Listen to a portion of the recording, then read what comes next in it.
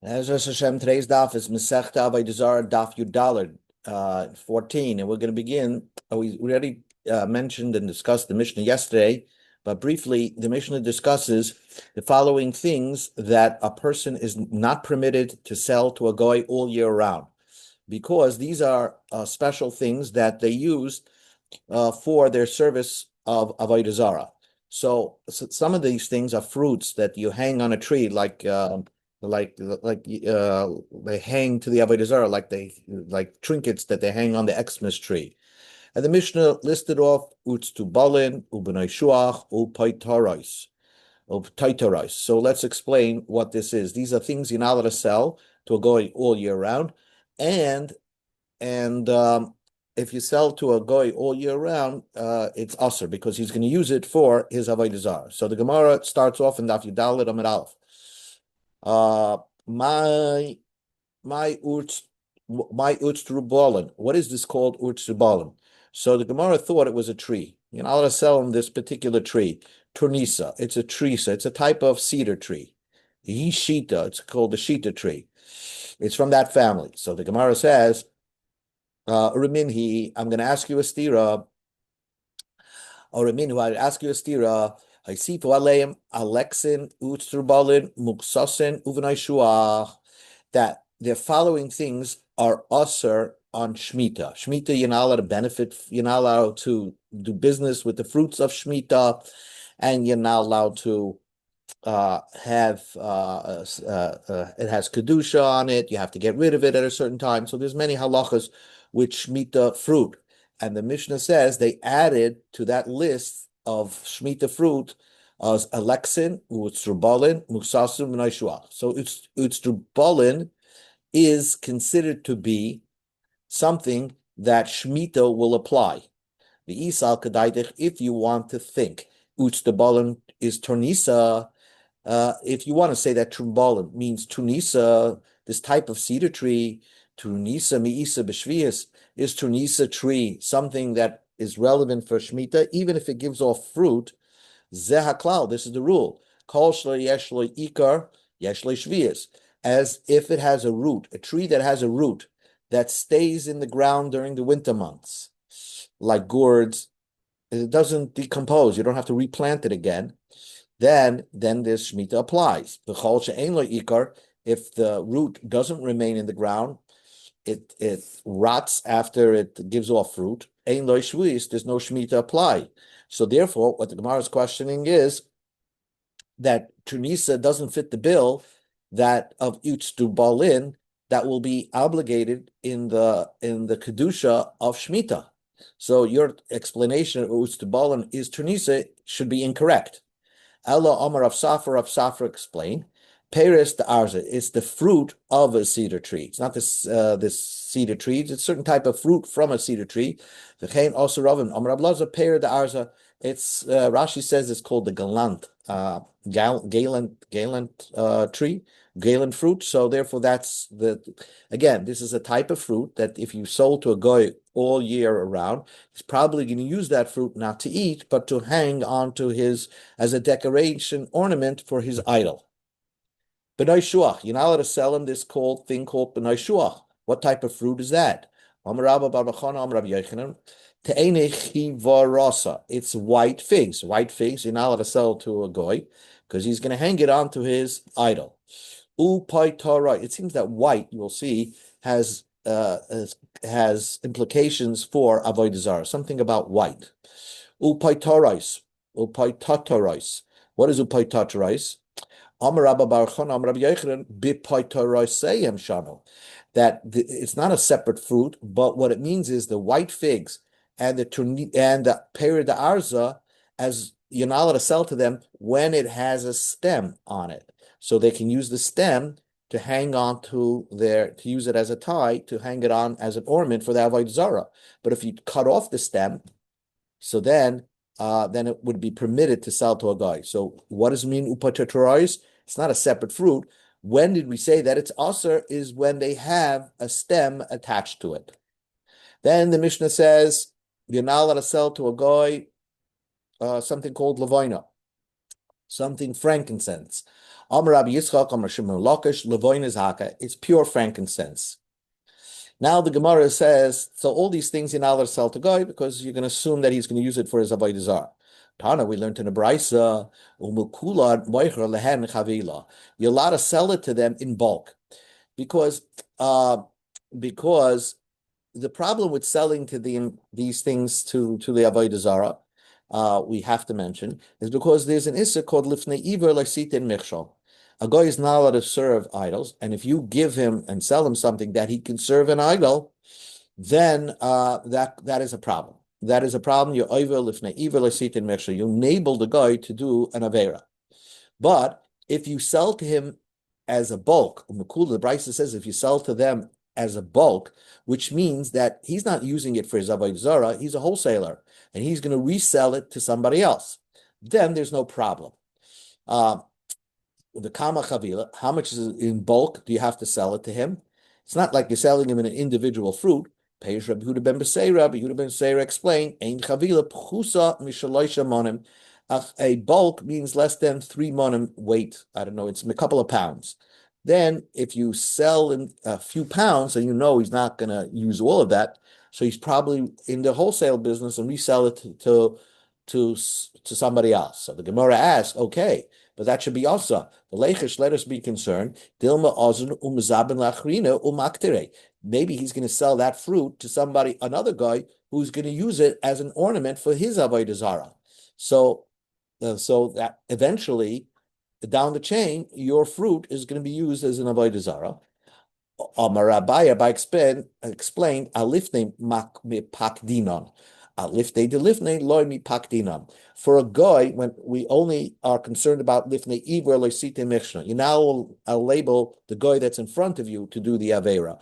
But if he goes ahead and sells it to somebody else, that's only an asid rabbanim, which only applies to a Jew. That's lifne. It's a second derivative for that. So then, for a guy, it doesn't mean I'm not concerned about that. So I'm allowed to sell in bulk to a guy, even though he might sell it to another guy who's going to use it as an ornament for Avodah Zarah, because that's a second derivative of lifnei iver leisit nechshel. That only applies when you're doing lifnei iver leisit nechshel for a guy.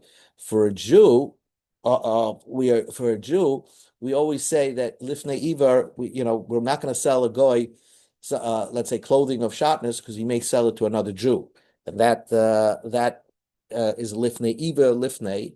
By a yid, we're concerned about that. But for a guy, we're not concerned about the lifnei.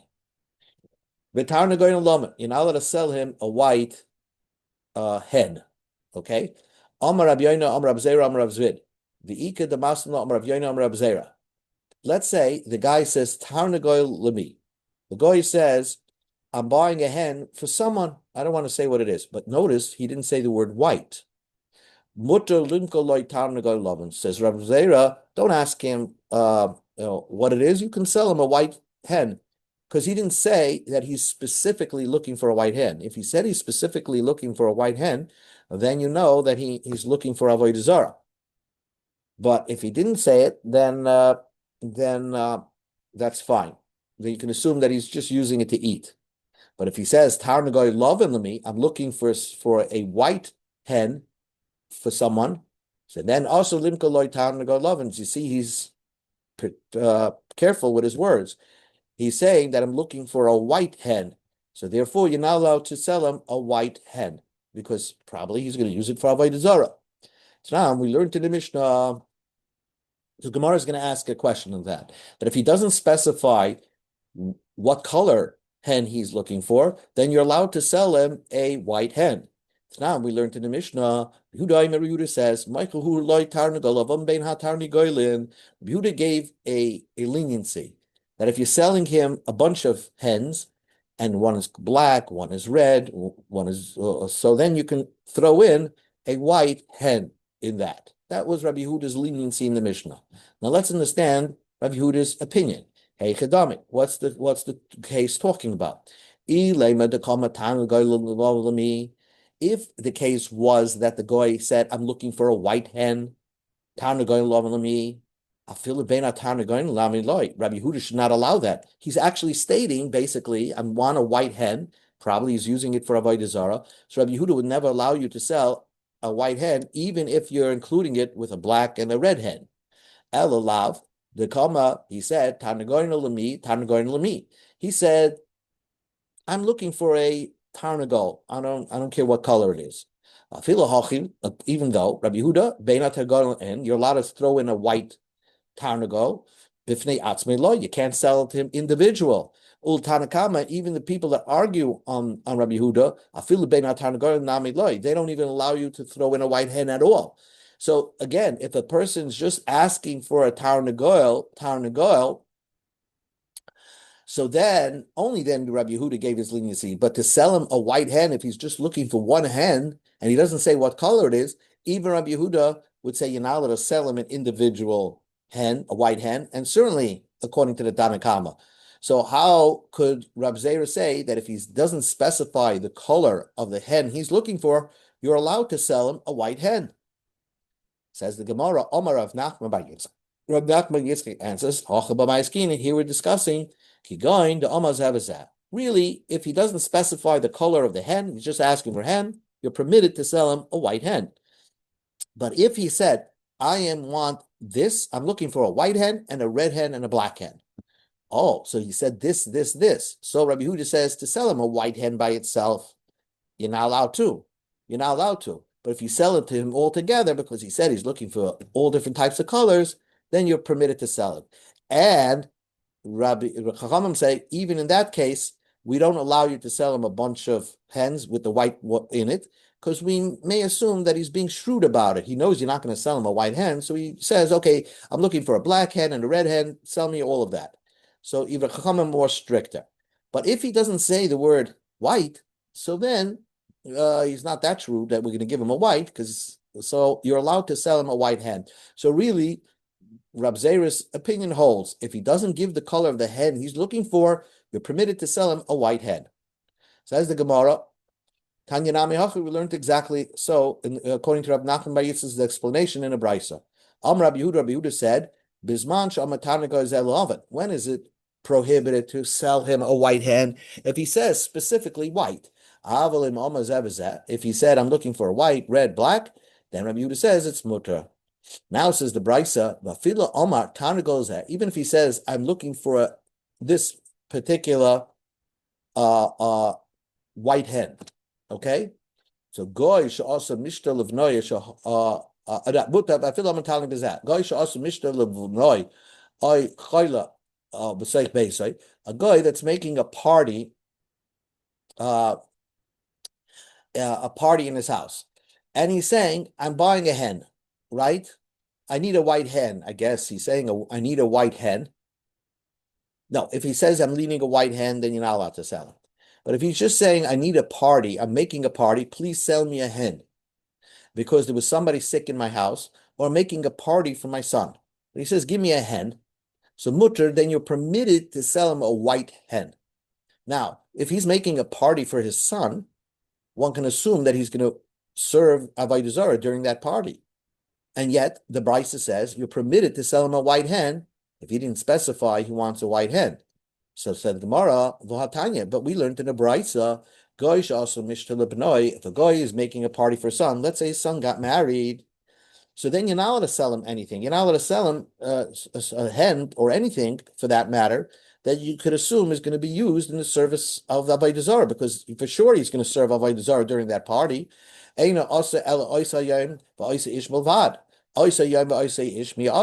that person, that day that he's making that party, you're not allowed to sell him, because you're going to assume that he's going to make use that, whatever you sell him, for an offering for his Avodah Zarah. So how does the Bryce previously says that if he makes a party for his son, you're allowed to sell him a white hen? Answers the Gemara. Tavzig means the Brisa that says it's permitted to sell him, he's making a party for his son because his kid is having a birthday party. So it's no indication that he's going to serve our idol during that birthday party where he invites his son's friends to the house. The Brisa that says that he's going to serve Avodah Zarah during that party he's probably making a party for the marriage of his son. Then you can assume that such a great simcha for him, he's going to offer services, an offering for his God, and therefore you're not allowed to sell him anything. So again, we still hold what Reb Zera said. As long as he did not specify what color hen he wants, then it's permitted to sell him the hen. You're allowed to sell him a white hen. So Tanan, we learned in the Mishnah, Ushar kol ha'devarim, in the Mishnah it says any other things. Let's say wheat, stamam. If he doesn't specify what he's using for, he says, I want to buy wheat from you. Mutter, you're allowed to sell it. Upeirushan, but if he says that he's using it for Avodah Zarah, also, you're not allowed to sell it to him. So the Gemara asks a question. My stamen, my perushan. What does it mean he doesn't say? And what does it mean he does say? He's saying, all I need is white wheat. So white wheat generally is not used in the service of idols. So therefore, you're permitted to sell it to him. Perushan. But if he says, I want this white wheat to serve my idol, the kama la avodah zarah, he says, I'm using it for avodah zarah. We go to Yudalat Amabeis. Loy. Then you're not allowed to sell. So then, of course, means you're not allowed to sell to him. So the Gemara is saying is, loy stroma tzricha l'meim de mizdabim, v'loy perushan tzricha l'meim de loy mizdabim. This Mishnah seems redundant. You don't have to tell me that if he doesn't tell me what he's using it for, that you're permitted to sell it to him. And even if he says what he's using it for, of course you're not allowed to sell it to him. In other words, if he comes to me and he wants licorice, white licorice, of course I could sell it to him because no one uses that for Avodah Zarah. And even if he tells me he's using colored licorice for Avodah Zarah, I'm not allowed to sell him. So this Mishnah seems so obvious. What is the chiddush of this Mishnah? Ella, let's say, stamen means the kamachite. He said plain wheat. Perusham, if he said the kamachiva rasa. If he said white wheat. So stam means he said he didn't give a color. He said wheat. You're allowed to sell it to him. If he says he wants white wheat, then you can assume, the color white, he's using it for Avodah Zarah, even if he doesn't say he's using it for Avodah Zarah. So Michlal, we can derive from that the Tanakoil, when it comes to a hen, even if he doesn't give the color, Namilo, you're not allowed to sell it to him. So from this question, the Gemara is disproving Reb Zera's chiddush that by a hen, if he doesn't give a color of the hen he wants, you're not allowed to sell him a white hen. And Reb Zera said, if he doesn't give the color of the hen, you're allowed to sell him the white hen. So how could you resolve, and how could Reb Zera have his opinion against our Mishnah? Answers the Gemara, Amri, we learned wrong shot in the Mishnah. Lo'ilam stama, when he doesn't specify what it is, he's looking for white wheat. And yet you're permitted to sell him white wheat because wheat is something that's not served onto a altar or for a deity. Perushan, if he says the kama lavai Zarah, if he says avodah Zarah, you're not allowed to sell it. I'm buying white wheat for avodah Zarah, you're not allowed to sell it. Now, why do I need to tell me that? That's obviously. Even if he says that I'm using it for avodah Zarah, I need to tell you that. Why? Because I would have thought, hi Gavra, when a guy says he's using it for avodah Zarah, he's looking for a discounted price from you. In other words, if someone came to the goy store and told him that he's using it for avodah Zarah, whatever he wants to buy, he'll give him a discount. So he thought that if he goes to the Jew and tells him that I'm using it for avodah Zarah, even if he doesn't intend to use it for avodah Zarah, he's just going to say that in order to get the discount. So I might think in that case, even if he says he's going to use it for avodah Zarah, you're allowed to sell it to him because maybe he wasn't telling the truth. Salkadai Techamina, I would have thought, hi Gavra, this person, lav avodah Zarah kaboy. He doesn't really need it for avodah Zarah. He's very attached to his avodah Zarah. Savar, that he holds, the guy thinks, just like I give a discount if someone came to my store, the guy thinks to himself, if someone told me that they're buying it for avodah Zarah, I'll give a discount. Then everybody, if I'm going to say to somebody else that I'm using it for avodah Zarah, I'm going to get a discount. So mainly he doesn't really want to use it for Avodah Zarah. He's no intention. He's saying that because he's looking for a discount. That's why he says this, so you should give it to him. Kamash Velon, no, we don't say that. We say that since he said he's using it for Avodah Zarah, under no circumstances you're allowed to sell it to him. Gemara continues. Boy Rav Ashi. Rav Ashi had a question. Tarnagoy love and ketua lami. If the person says, I am looking for a white hen, and I'm looking for a finger cut off from the hen. In other words, so we said in the Mishnah that if you want to sell him a white hen, and he's asking for it, you have to cut the finger off. Let's say he comes to us first and says, I'm looking for a white hen that has a cut finger. Mahu limkaloi tarnagoy love and shalom. Can you sell him a white hen that is complete, that it doesn't have a cut finger? So, because the fact that he's asking for a cut hen, it's obviously that he's not looking for something for Avodah Zarah. Since he says, I'm looking for a missing finger hen, lav Avodah Zarah kaboy, so he doesn't need it for Avodah Zarah. So you're allowed to sell him even a white hen which has its fingers attached. Or maybe he's being very shrewd. He knows you're not going to sell him a white hen complete. So he says, I'm looking for a katua, something that's missing a finger, in the hopes that you're going to sell him anyway a white hen without the finger missing. If you want to say, this guy is sharper, he's shrewd, and that's why he's saying it, because he wants you to sell him a complete white hen. But let's say in this case, Tanagoy loving the me. He says, I'm looking for a white hen. I'm looking for a white hen. Then you give him a black hen, he takes it. And you give him a red hen, he takes it. So we see that he's not so particular in the colors. Mahu, can you just sell him a white hen? But he said he was looking for a white hen, but you see that he's not so careful on the colors.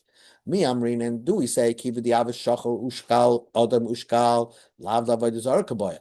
Do we say that since when you gave him a black hen, he takes it, or red hen, he takes it? So we see that he's not concerned about Avodah Zarah. Or maybe maybe he's still being shrewd. He's pretending that he's going to take the black hen, he's going to take the red hen, but his whole goal is to get that white hen, get you to sell him the white hen. So he's being shrewd about it. So can you sell him a white hen? Teku, the Gemara remains is unresolved. Rameir added to it. Rameir says that you're not allowed to sell him a dekel toif, a good tree, a good palm tree. Amalei Rav Chizda Lavimi. Rav Chizda said to Avimi, Gemiri, we have a tradition, the Avodah Zarah, the Avram Avinu, Daled Meir Pirka Havin, that Avram Avinu had Masechta Avodah Zarah. He had to study Avodah Zarah of his time to know what to stay away from, because in the time of Avram Avinu's time, so the world was so involved in Avodah Zarah, it took 400 chapters in his book to learn Masechta Avodah Zarah. Va'anan chamisha tanan. We have 5 chapters in our Masechta Avodah Zarah. V'lo yadina mai kamrinan. And we don't really understand what we're saying. In other words, Avodah Zarah is so far removed from society that in nowadays all you need is 5 chapters to complete the Masechta, and not every word we're going to understand. So that's what Rav Chizda says to Rav Avimi. So my kasha, what was Rav Chizda difficult? What word doesn't he understand in our Mishnayos? Diktoni, because our Mishnah says, Rameir oima af dekel tav chotzav v'naklis. Find these 3 things you're not allowed to sell to a goy, because they were used for Avodah Zarah. Also limka legoy. So what does it mean? Dekel tov, a nice palm tree. Dekel tov hu deloy must be in. Now let's sell him a nice palm tree. Hadekel bish bizabinim, but an inferior class palm tree, you're allowed to sell him. But now we learned in the Mishnah, a moichin lehem b'mechubal karka. You're not allowed to sell to a guy anything connected to the ground, because you're not allowed to sell anything that's a piece of land in Eretz Yisrael to a guy. So let alone it's going to be used for Avodah Zarah. There's another problem called loy sechanim. You're not allowed to gift them any land, right? So let's just read the Rashi. You're not allowed to give them a place that they can call home.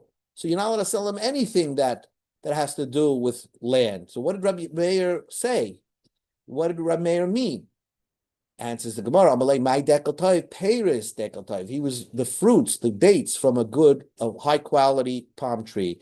Rav Huna explained, Paris dekaltoiv. It's the Paris of a good palm tree. Then Rabbi Meir said, Chetzev, Chotzev. Chotzev, Chotzev means kashba. Kashba is a type of plant or grass. Naklos, Rabbi Meir said, you're not allowed to sell naklos. Kiyasar Rav Dimi, when Rav Dimi, who learned in Israel, came to Bavel, Amar Rav Chama bar Yosef, he said in the name of Rav Chama bar Yosef, naklos, Rav Meir meant is karyote. He used another foreign word called karyote. Amalei Abai Rabini, or Abaya said to Rav Dimi, Tana naklos. The Mishnah says naklos. Lo yadinamau. I don't know what this is, naklos. Vat amrit karyote. You tell me it means karyote. Lo yadinim. And I still don't know what karyote is. My Ahanislan, what did you help me understand the Mishnah when you're giving me another word that I also cannot explain what it is? Amalei Suravahini taught him a lesson. Ahani Luchu, it helps you. If you would ever make it to Israel, Amrat Luhu, ask them naklas. Show me the naklas tree. They won't be able to show it to you. But Amrat Luhu karyote, but if you tell them karyote, the yadi, they'll know what it is, and they'll show it to you. So it's good, even if you don't know the exact language that I'm using now, eventually you will find it. You just need to travel. Let's do the Mishnah, and then we'll stop. Mishnah says there was a Isser, one, if you own an animal, let's say you own an ox or a donkey. So if it's your animal is not allowed to work on Shabbos. So you're not allowed to lend your animal to a goy or rent your animal to a goy on Shabbos if the goy is going to use that animal on Shabbos to carry items. Why? Because the Torah tells you that not only you have to rest on Shabbos, but also your animal, right? So there was an Isser to not only rent, of course, the Torah tells you you're not allowed to lend an animal to a goy or borrow an animal to a goy or rent an animal to a goy, especially a big animal that's used to carry things. But because of that, they prohibited a person from selling a big animal to a goy, because he may come to rent and lend an animal like that to a goy. That only applies to large animals that are used for carrying, like a donkey or a ox, that the animals that do work. But let's say the sheep. Are you allowed to sell a sheep to a goy? So in a place that you are permitted to sell small animals to goyim, you're allowed to sell those small animals to goyim. There were places that had different minhag. If the place has a minhag not to sell the sheep to a goy, or goat to a goy, you're not allowed to sell. You have to follow the custom of the place that you're living. Over in all places, you're not allowed to sell them a large animal. So I told you the reason, because if you allowed them to sell the large animal, he may come to lend the large animal to a guy or rent the large animal to a guy, and then it'll come out that your animal will do malacha on Shabbos. That's simple. There also is another thing, a problem of selling a large animal to a guy. Sometimes you sell the large animal to a guy, so now it totally belongs to the guy. It's not your animal, so l'chayra, it could do work. But let's say the guy is going to tell you, oh, test it out. Let me see if it can carry something. So the animal belongs to the guy, but you are singing to it or calling to the animal, Bessie, move, and the animal is because of your voice or hitting the animal, causing the animal to do work and move. That's called mechamer the animal.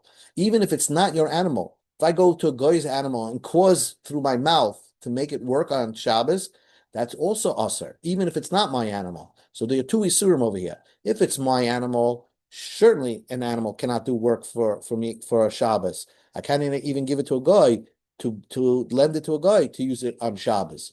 But even if it's not my animal, I sold it to a guy, and I sold it to a guy. I'm still not allowed to make noise so that the animal works on Shabbos, and that could happen. You sell a guy an animal, a large animal, Erev Shabbos, and the guy says, "Oh, but by the way, could you just test it out?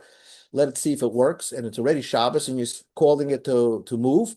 So the animal belongs to the guy, but it's doing work because of your voice. So that already is usher for you to do on Shabbos.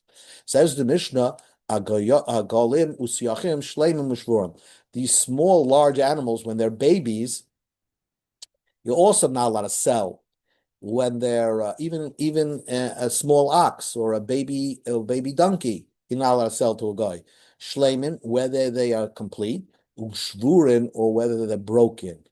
Because if we allowed you to sell a broken animal, then you might sell a whole animal. If you sell a whole animal, you might come to lend an animal. But Yehuda says if the animal is broken, cannot be done work with, then you're allowed to sell it to a guy. Ben Beseira, Matir Besus. Ben Beseira says, we're talking about selling, let's say, an ox or a donkey. What about a horse? Now, a horse is different. A horse, the only type of work that a horse does is carry humans. But carrying humans is different than carrying inanimate objects, because carrying a human, even for a human to carry another human, it's not deraisa, it's only the rabbanan, because there's a concept of chai noisei atzmais. A live being doesn't need to be carried; it carries itself. So, Rabbi Yehuda ben Meseira permitted you to sell a horse to a guy, because anyway, the whole issur of a horse doing work for you on Shabbos is anyway the rabbanan. So he allowed you to sell a horse to a guy, but the Chachamim still maintain that it's issur to sell a horse to a guy, because sometimes there are special horses that were used for birds and stuff like that. We won't say chai, no, you say atzman. So we'll discuss all this and much more in the Gemara.